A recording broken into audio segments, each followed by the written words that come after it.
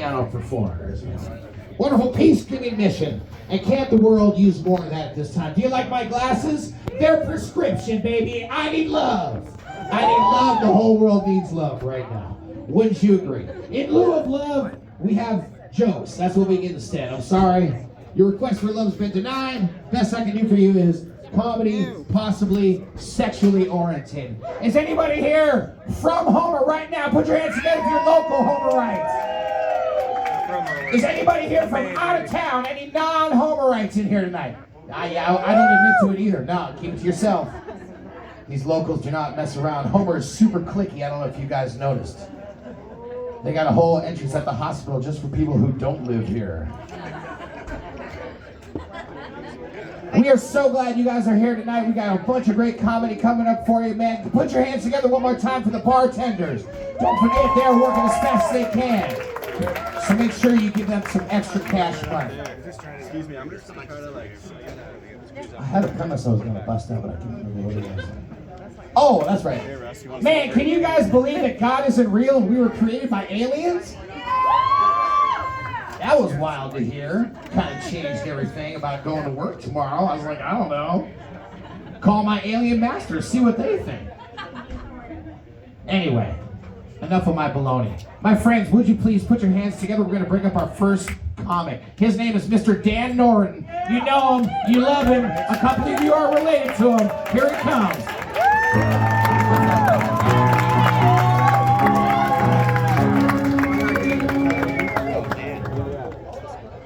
Hi, everybody. My name is Dan. I am 41 years old. I was born in 1984. That means that I was a teenager during the George W. Bush administration, and I never thought I would miss that guy. That guy would say the dumbest shit, and he would say things like, "Fool me once, shame on me. Fool me twice, you can't get fooled again." And we would laugh our asses off and be like, "What a fucking moron! What a fucking dipshit!" He'd say things like, "They could attack us on the whim of a hat."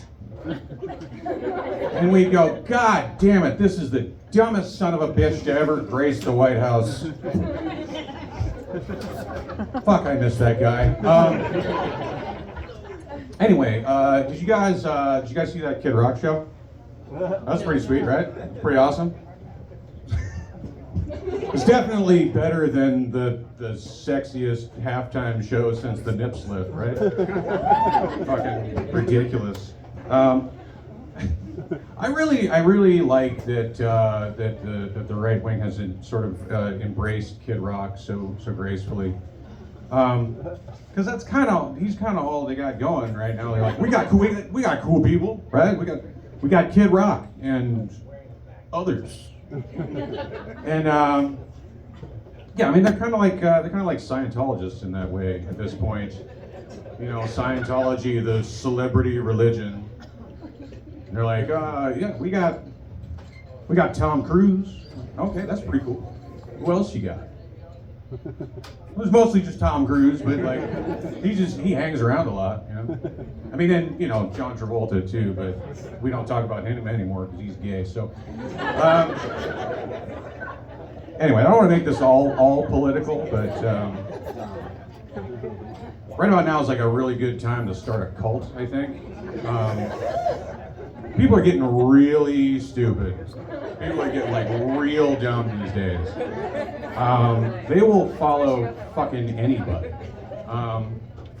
You know, you hear about all these cults with these like gurus and like master manipulators, and these guys are like brainwashing people, and meanwhile it's just like some guy with like resting Kash Patel face. It's, I mean, or it's Jared Leto.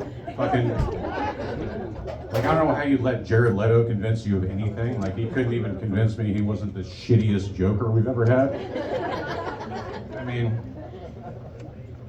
What the fuck is going on with Kash Patel's face, though?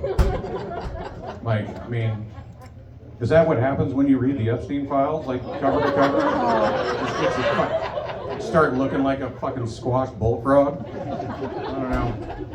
Or was it the vaccine? Did that do it? Like, was that it?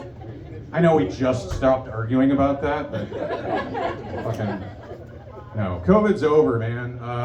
It's just the flu now. It's just the fucking flu. So I had the flu a while ago, and I went to make a doctor's appointment. I called the doctor, and they said, "Yeah, we can see you. How about 7 p.m.?" And I was like, "Fucking what? 7 p.m. I'm a single father of 2. It's at 7 p.m. I'm drunk. What are you fucking talking about? Like, that's fucking ridiculous." But did you hear Trump is sending Pete Hegseth to look for the aliens? Did you hear about that? He's got Hegseth on it. He's gonna find the aliens for us. Like, presumably to like buy him drinks or something. I don't fucking know. But yeah, we're gonna have like guided tours of Area 51 before anyone's arrested for anything in the Epstein files.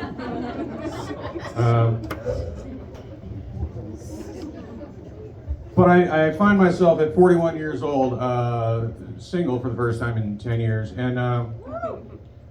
and just to give you an idea of where I'm at, like personally, I was at work a while ago, and I went to the bathroom, and I was peeing and in the toilet, and my phone rang, and I pulled it out of my pocket, and it slipped out of my hand, and it fell towards the toilet bowl, and I tried to catch it. And I slapped it across the room and peed in my own face. Just to give you an idea of where I'm at personally. I've been talking to this woman for a while, and I think her end goal is to try and bring me to Jesus with her vagina. Which is ironic because I knew a girl back in the day who was trying to bring me to Satan with her butthole.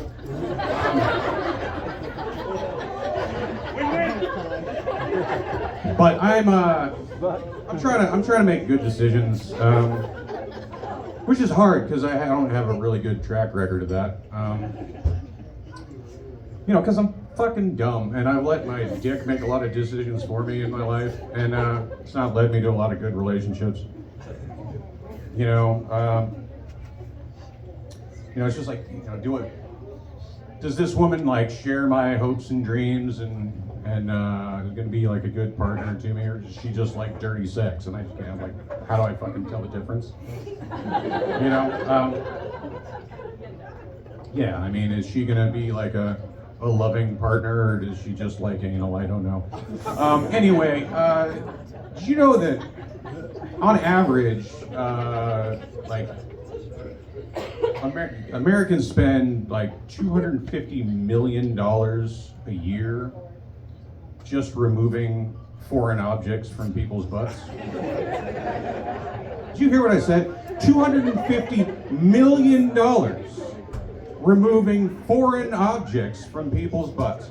Foreign objects, okay? What the fuck are we even paying ICE for? Jesus Christ, I mean, those should be American objects, okay? As a patriotic American, God damn it, that infuriates me.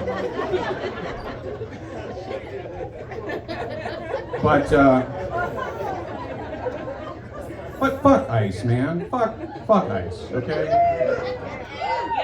Fuck ICE. I was, one of the many jobs that I have in this town is I drive a taxi sometimes. And I was driving this guy home, and he spent the entire ride trying to justify the shooting of Renee Good to me.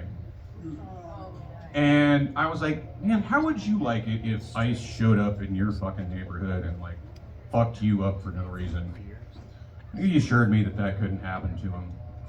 And then he gets out of my car, takes about 3 steps, and slipped and landed directly on his head. And now he knows what it's like for Ice to fuck him up for no reason.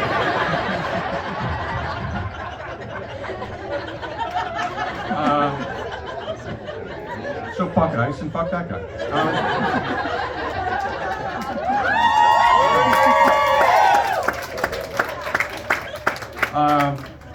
So years ago, I was single a long time ago, and I was in a one-night stand situation, so we're at her place, and we're naked, and things are happening, and I hear this squeaking sound, which I assumed at first was the bed, but it wasn't consistent, and then I hear something over my head. And I look up, and there's a fucking bat flying around the room. So I freaked out. I didn't know what to do. I jumped up. I jumped back, and I was like, what the fuck do I do? And I grabbed the first thing to hand, which was like a dry erase board, like a whiteboard. And I took a swing at the bat, and I missed it. And then it kind of dove on me again, and then I swung again, and I connected, just right? And the thing hits the ground, fucking dead. So I'm standing there, like adrenaline pumping, heart rate's sky high, fully erect, staring down at something small and innocent that I've just beaten to death. And now that's the only way I can come. Thank you guys all for coming tonight. We got a bunch of great comedy for you. I love you all.